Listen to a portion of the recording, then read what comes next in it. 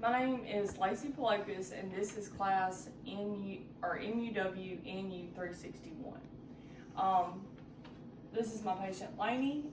Lainey, do you give me consent to upload this video today? Yes. Okay. All right, so we're going to start teaching about hypertension. So you do not have hypertension, but you do have a large family history of it. So hypertension, basically what it is high blood pressure. You may ask, well, what is blood pressure? So your heart works like a pump, which pushes blood through your body. Blood pressure is the force behind the blood moving through the body, through your arteries. When you do have high blood pressure, your heart is working extra hard, working overtime to push the blood through those arteries. So when this goes on for a long period of time, it can cause damage to your heart, the vessels, arteries within your body. It can also cause brain damage, kidney damage, and blood vessel damage. Because of the increased pressure pushing behind it, it's working extra hard. So a normal blood pressure is 120/80. So your systolic is the top number. This is the part when your heart is contracting or beating, and the bottom number is your diastolic. The diastolic part is when the heart is relaxing, that period of time that the heart relaxes. So we consider hypertension 130/80 or higher in a period of time, like not just you come in one time and your blood pressure is 130/80. It's got to run that for a course of time. When a patient has hypertension, this increases the risk for heart attacks and strokes. It sometimes is referred to as a silent killer because people may never have symptoms. They go on for years and they finally go to the doctor and they check their blood pressure and it's like 140/90, and that is not good. We don't need that. But patients don't realize how important it is because of the side effects, and you may not catch it until you have a heart attack or a stroke. So it is a silent killer because nobody really has symptoms of it. The only way to know is getting your blood pressure checked. That's why we encourage people to, if you don't go to the doctor regularly, like every 3 to 6 months, then to come at least annually for your wellness visit. And some people don't have insurance these days, and so they're like, well, I don't need to go to the doctor. Well, yes, you do.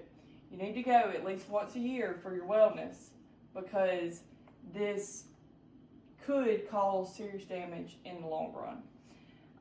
So causes of hypertension, obesity, which we live in Mississippi, so we're about the highest ranking state for obesity. Family history, which you do have, stress, sedentary lifestyles, not exercising, smoking, and too much alcohol. So preventative, how can we prevent this? Eating healthy, which is very hard to do. We're both working nurses, and your life everything can pile on at one time, and you don't have time to cook supper, and so you just get fast food, and that's real easy to do, but we don't need to do that. Exercise, at least 30 minutes a day. Avoid smoking, going to your annual wellness visits, managing stress. And how do we treat this? So doctors typically prescribe a medication to control it. There's a lot of different medicines out there. Each one of them works in different ways, have different things in them. They treat different things. So you may try one and it doesn't work for you. So the doctor may swap you to another one. And there's a lot of things that go into that, before they change your medicine or whatever. Because these medicines, they work to relax the blood vessels. So according to the CDC, high blood pressure or hypertension was the primary cause of 664,470 deaths in the United States in the year of 2023.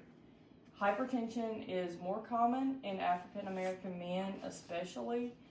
And then, so remember, if you start now, you can prevent a heart attack or stroke in your future. Eat right, not getting fast food all the time. Get outside, even if you go, go play outside with your dog, or, it doesn't have to be walking or running, just getting outside, doing something to help your body out, and let go of stress. That's hard to say, it's easy for me to say, but, do those things, and maybe you will prevent your heart attack or stroke one day in the future. So here is your handout. I'm going to send you home with. It's kind of everything we went over today. So if you have any questions, just let me know. And I think that is it. Thank you very much.